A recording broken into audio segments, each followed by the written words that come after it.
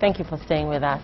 Grace Mugabe Thursday declared that she will contest for the Zimbabwean presidency to succeed her aging husband, Robert Mugabe.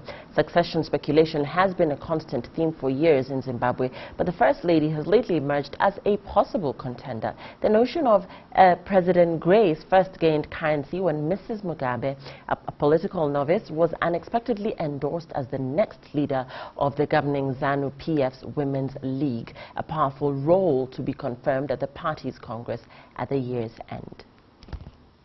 Now, speaking at a rally while addressing war veterans who gathered at her orphanage in Mazowe in Mashonaland, Central Province, Zimbabwe's First Lady Grace Mugabe's comments signified an escalation of the succession battle in ZANU-PF ahead of the party's elective Congress in December.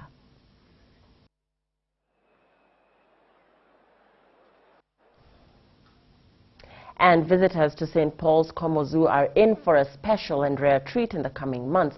For the first time in the zoo's 117-year history, staff members are preparing for the births of 2 newborn gorillas.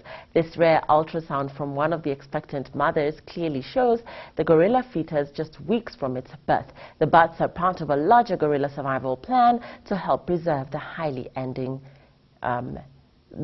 endangered animal. One look into a gorilla's eyes and you can't help but make a connection. It is simply mesmerizing, watching a creature with so many human traits. I think they're cool. Neat animals. Yes, fantastic.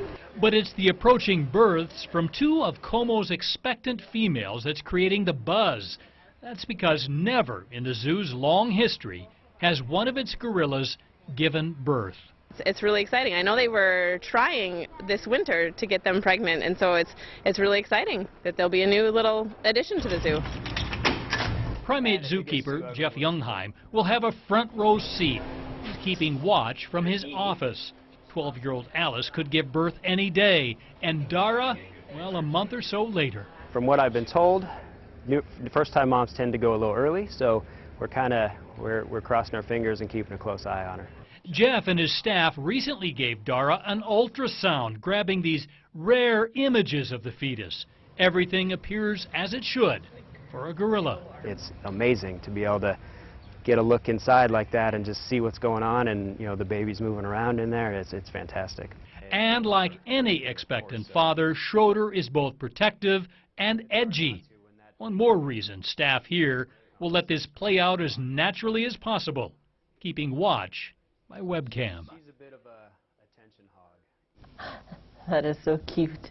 A campaign dubbed Give Against Ebola has been launched. The campaign is a Pan-African initiative that is working to get people on the continent to give money towards efforts being made in the fight against Ebola. By sending out messages using different forms of media, organizers hope to create more awareness on the virus and get Africans to play a bigger part in tackling the Ebola spread affecting their continent. The deadly hemorrhagic fever has killed more than 4,000 people since March in an epidemic centered around Liberia, Guinea and Sierra Leone, and risks claiming thousands more lives. A global response has accelerated as new Ebola cases reached the West. Hundreds of millions of dollars in aid have been pledged. The U.S. and British militaries are deploying, and volunteers from across the globe are signing up to help. So far, Liberia has 620 of 2,930 planned beds for Ebola cases.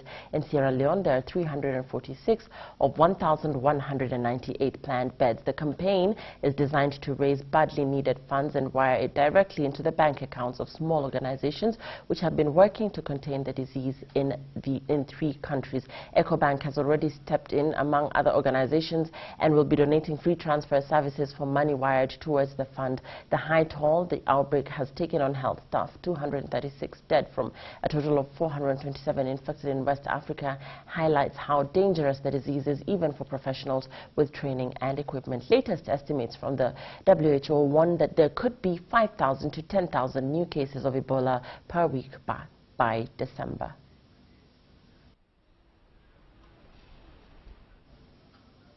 And a Doctors Without Borders physician is the first patient in New York confirmed to have the virus. The city's mayor says New York is safe while a specialized CDC team oversees the patient's case.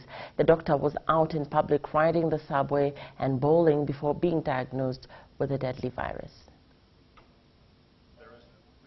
for New Yorkers to be alarmed. But some New Yorkers are alarmed as police officers in masks are spotted on the streets. Ebola has hit the heart of the city. There's a lot of fear on the block. Dr. Craig Spencer is used to treating patients, not being one. Thursday, the doctor became the patient, developing a fever, nausea, pain, and fatigue. A test confirmed Spencer has Ebola. Just a nice guy, so I feel really bad for him. Spencer had been treating Ebola patients in Guinea, work he finished on October 12th. He left Africa on the 14th, traveling through Europe before arriving at New York's JFK Airport a week ago. But he didn't start showing symptoms and therefore didn't become infectious until after his journey around the world and around the city. He's ridden the subway, he's gone bowling, but health officials say at the time he showed no signs of the virus. New York's governor says 3 people who had close contact with Spencer are healthy but in quarantine. The city is ready. This did not catch us unaware. Now the doctor is in an isolation unit where a special team from the CDC is overseeing his fight against this deadly virus. I'm Andrew Spencer reporting.